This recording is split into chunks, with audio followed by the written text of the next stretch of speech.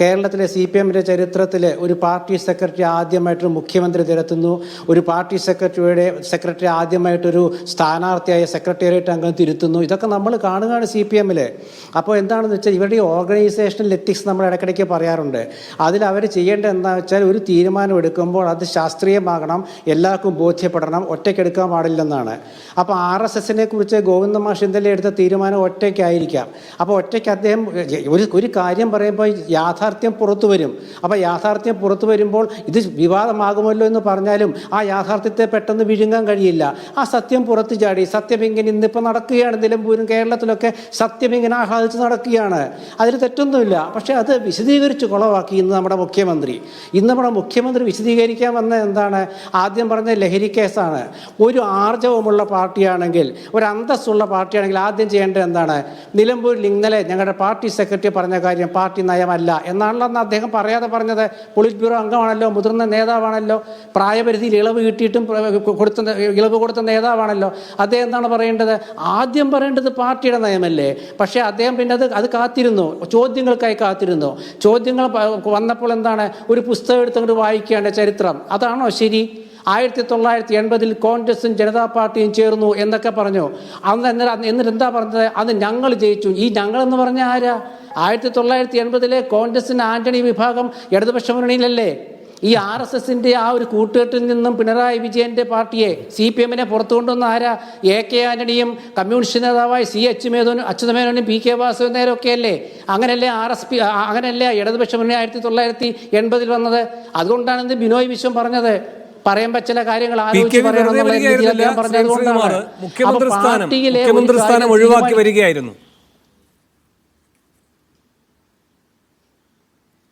അതാ ഞാൻ പറഞ്ഞത് അതാണ്. അപ്പം അങ്ങനെ ഇവരെ തിരിച്ച് 80ലേക്ക് കൊണ്ടുവന്നത് കോൺഗ്രസിലെ AK ആന്റണിയുടെ വലിയ വിഭാഗവും CPMമാണ്. ഇതിൽ അദ്ദേഹം പത്രസമ്മേളനത്തിൽ പറഞ്ഞത് കോൺഗ്രസും ജനതാ പാർട്ടിയും അങ്ങനെ പറഞ്ഞോട്ടെ. കാരണം അന്ന് കോൺഗ്രസിൻ്റെ K കരുണാകരൻ്റെ വിഭാഗത്തിലുള്ള കോൺഗ്രസ് ഉണ്ട്, സത്യമാണ്.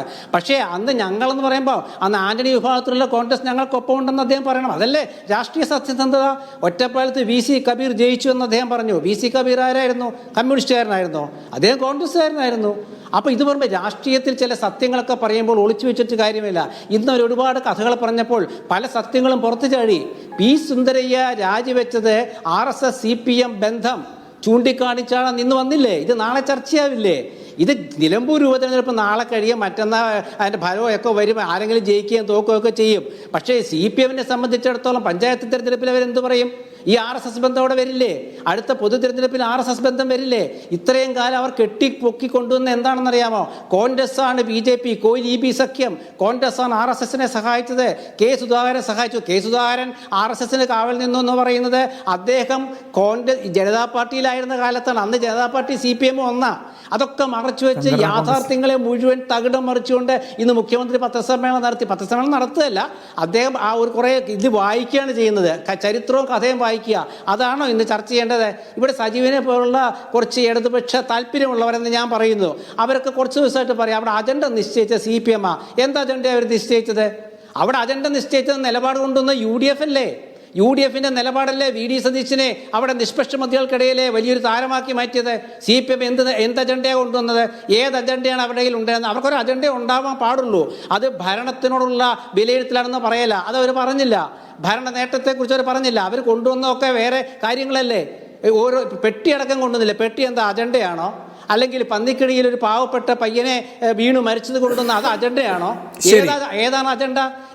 ജമാഅത്തെ ഇസ്ലാമിയുടെ കാര്യം പറഞ്ഞത് അജണ്ടയാണോ? അത് CPM അല്ല. ഞാൻ ചോദിക്കാം, വേണം ഒരു മിനിറ്റ്. അപ്പോൾ ഇങ്ങനെ വരുമ്പോൾ, ഇങ്ങനെ ഒരുപാട് നിലപാടുകൾ വരുമ്പോൾ പഴയ ചരിത്രം ചകഞ്ഞിട്ട് കാര്യമില്ല.